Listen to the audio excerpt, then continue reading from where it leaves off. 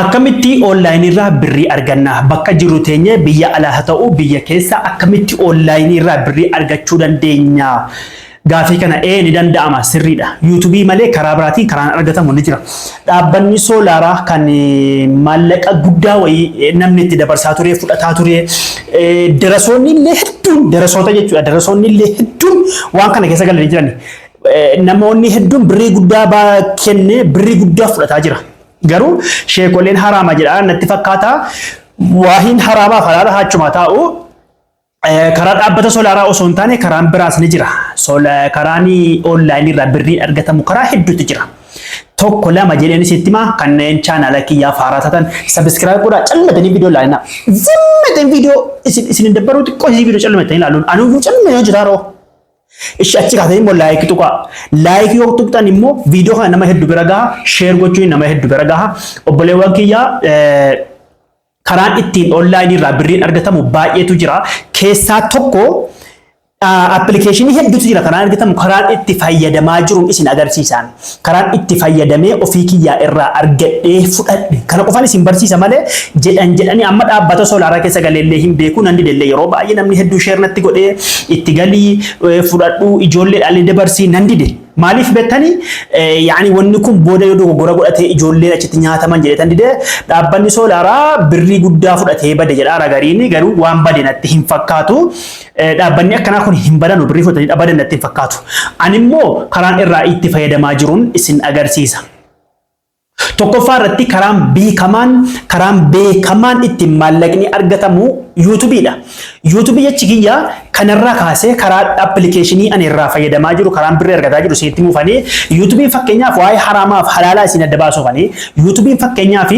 amma viidiyoo an hojjedhee gadhiise kana laayikii argadhee view argadhee sa'aatii view amma ilaalcha hammanni namni hammanaas ilaale birrii hammanaa argatte jechuutti ilmaama jira yoo namni silaale. Xaba'aan akka nama waa bitee gurguru yookiin akka nama waa bitee hin beektaniga fakkeenyaaf YouTube irratti nama viidiyoo tokko yoo gadhiise 1,000 irratti doolaara tokko haa ta'u fakkeenyaaf 1,000 viidiyoo 1,000 irratti doolaara tokko yoo kaffalamu ta'e isaa immoo eessatti akka kaffalamu ni beektanii baay'inaan gara akka Awurooppaa Ameerikaa fi biyyoota Eeshiyaati malee Itoophiyaan zeeroodha walaakin xiqqoo iddoon isaa bumtu xiqqoo siiti.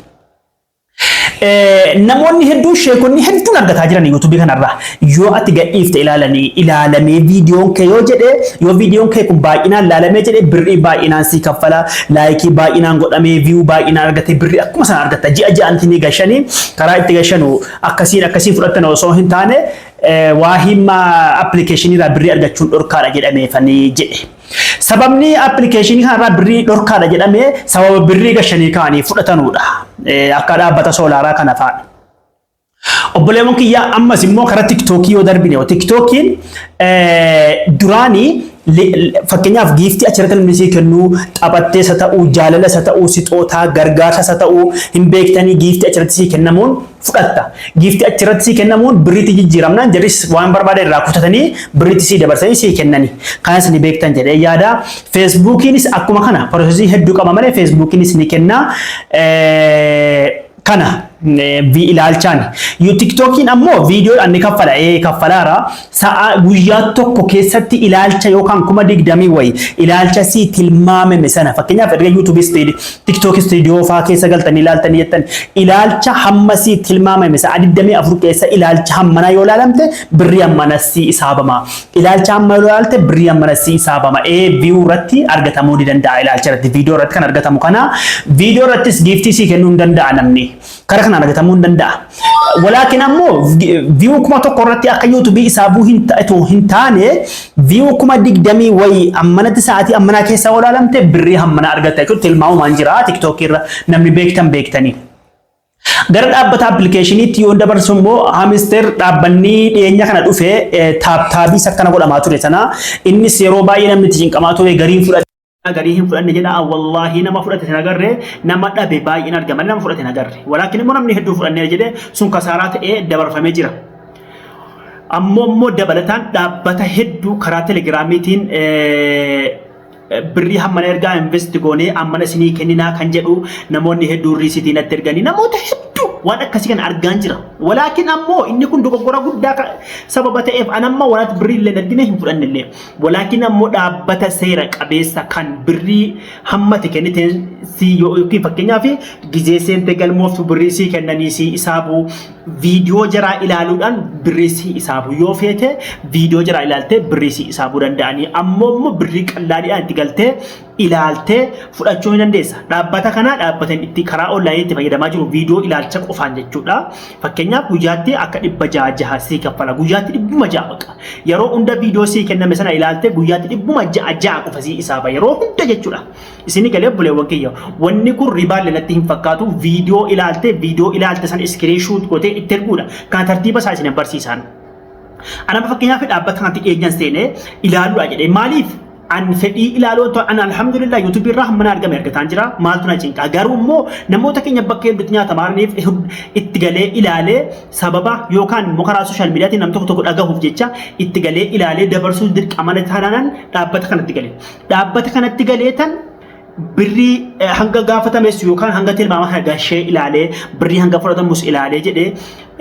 طبعا guyyaatti 600 sababni si galchuu viidiyoo jarri si kaa'an sana ilaaltee laayik goote viidiyoo sana akka laayik goote akka ilaalte sana jaratti erguudha. Jaratti ni ergita akka ilaalten jaratti ergita amma si ergame kana achumaan birrii kee si dabalaa deema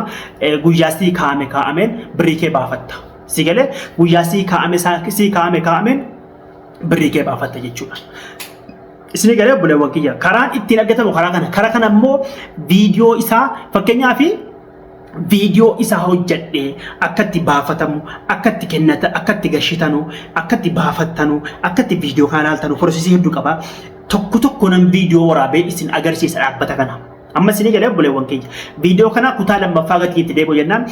fakkeenyaaf itti galuun galmooftanii dhaabbata kana akka birrii hammam fudhadhee wajjin illee hunda isaa isin agarsiise akka itti galuu dandeessanii.